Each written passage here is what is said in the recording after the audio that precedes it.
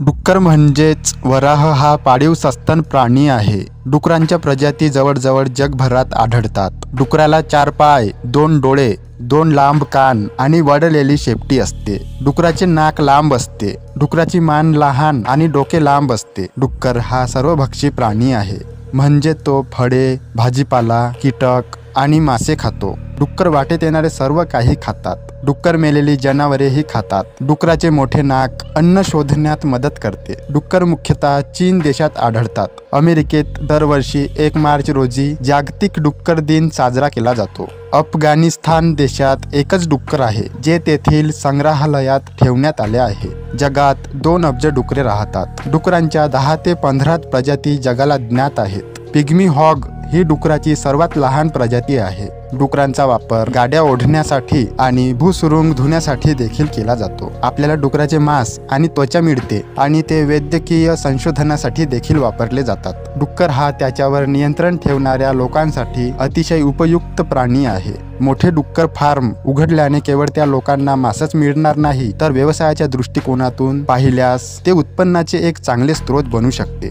अनेक धर्मांमध्ये डुकरांचाही उल्लेख आहे। इस्लाम आणि यहुदी धर्म डुकराचे मांस खाण्यास विरोध करतात, कारण ते डुकरांना पवित्र मानत नाहीत। हिंदू धर्मात भगवान विष्णूने हिरण्याक्ष नावाच्या राक्षसाला मारण्यासाठी वराहचे रूप धारण केले।